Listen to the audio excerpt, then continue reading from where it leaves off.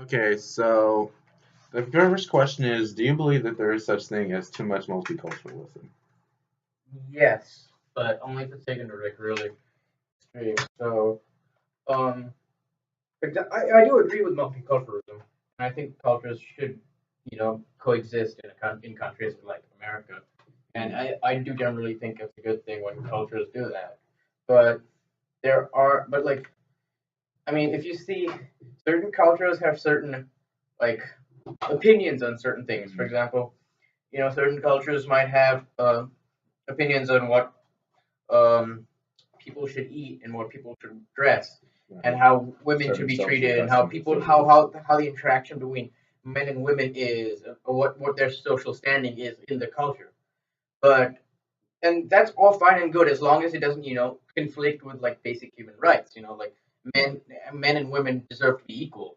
Like there are some cultures that do believe that a man is a bit is better, Right. or like he is more capable of doing certain things, and thus his position in society must be X, and a woman is better at doing certain things, thus her position must be something else. Yeah.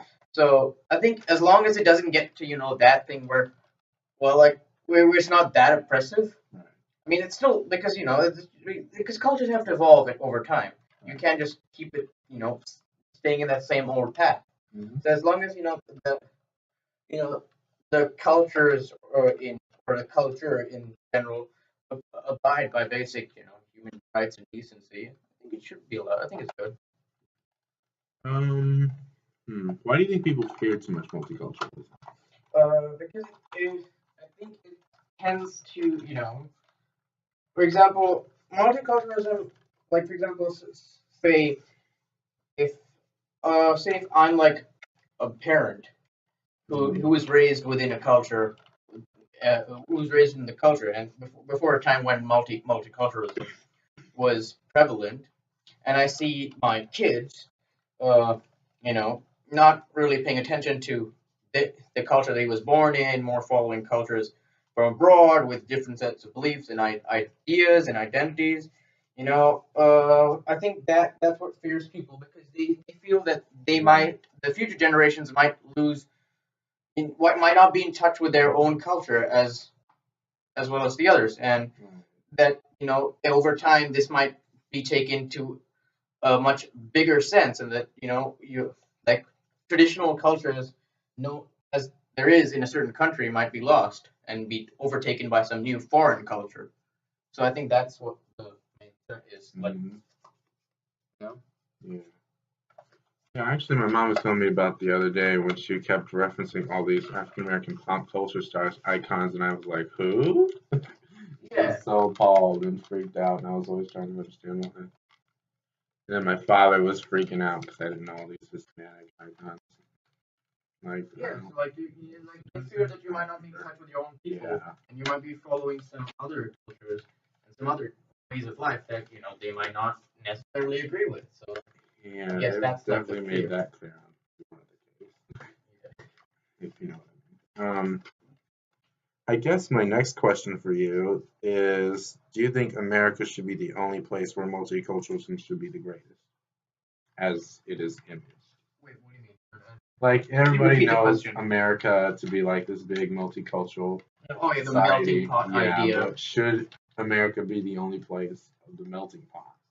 No, I think all places Right. should have the melting pot. Yeah, I would say. And like, if you restrict multiculturalism to like this one niche, to this one country, it's just going to be really weird because I mean, Yeah. let's suppose multiculturalism works out, and then there's no intolerance about different cultures in America. That's still not going to solve the global issue, where you still have cultures that despise each other in other parts of the world. So that's still It's not. just breeding another secret society of hate. Yeah, it's not. It's just solving the hate in one specific location, and Yeah. not promoting the ideas of multiculturalism throughout the world. Right. So I don't think that should be. That's probably also why Professor Richards noted that America was really the most dangerous country in the world.